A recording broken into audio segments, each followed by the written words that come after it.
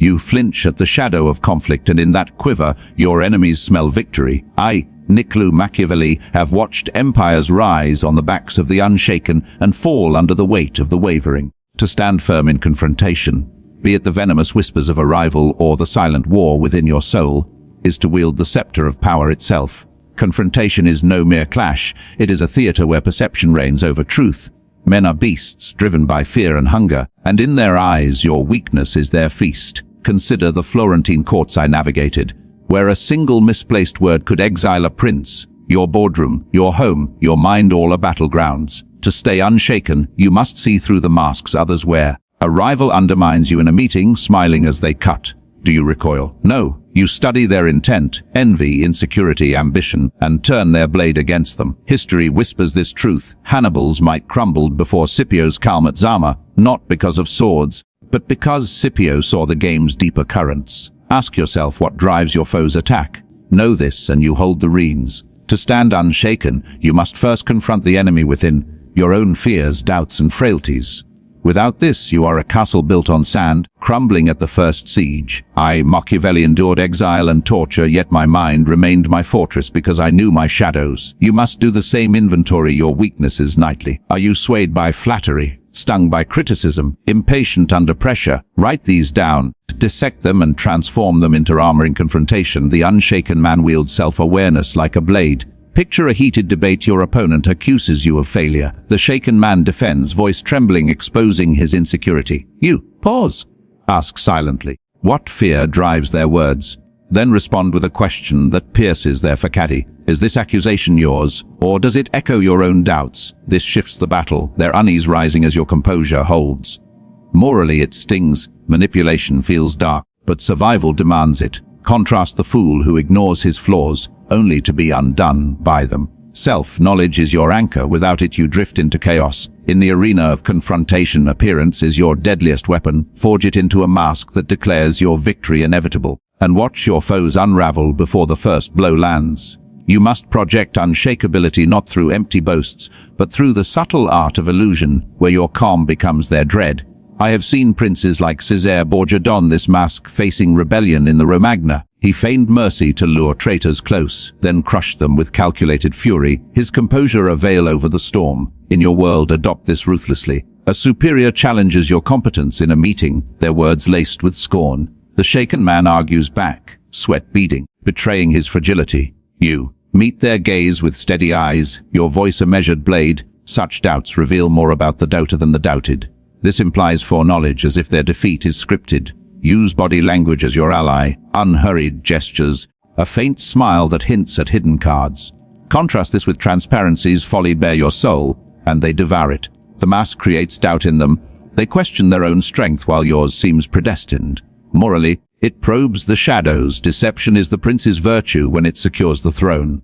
Why reveal your hand when obscurity wins the game? Wear this mask daily, in negotiations or disputes, and power bends to you. For men bow not to the strong, but to the inevitable. Confrontations blows are not curses to evade, but tools to sharpen your edge. Embrace them, alchemize pain into power, and watch your foes' strikes forge you into an unbreakable force. The unshaken man does not flee the storm, he dances in its fury, turning every lash into a lesson that elevates him above the fray. I draw this from the annals of Rome, where tribunes clashed with patricians in endless strife, yet these very conflicts tempered the republic's steel, making it endure where softer states crumbled. In your realm, apply this darkly, a superior's harsh rebuke in a confrontation. The weak man wilts, resentment festering into defeat. You dissect it coldly. What truth hides in the venom? Use it to refine your strategy, emerging not diminished but honed. Hypothetically, envision a betrayal by a trusted ally. Their knife twists in your back. Do you rage blindly? No. You harness the wound, analyze their motives, sever the tie with precision, and redirect that energy to forge new alliances stronger than before. This demands moral grit. Adversity often requires cruelty's embrace. If mercy invites repeated assaults, respond with a decisive counter that deters forever, like the prince who publicly executes a rebel to quell a dozen uprisings. Contrast the fool who views hardship as fate's malice, collapsing under its weight. You provoke the deeper question: is suffering evil, or the crucible of greatness? In relationships, careers, inner wars, let adversity be your sculptor, chiseling away frailty until only dominion remains. The unshaken thrive here, for power is not granted, it is seized from the jaws of chaos. Haste is the poison that fells the mighty, turning calculated strikes into reckless flails. Master times ebb and flow, and you bend confrontation to your will unshaken as the eternal tides. The unshaken man does not charge blindly into the fray. He waits, observes, and strikes when the fruit of opportunity ripens, for patience is the strategist's sharpest blade.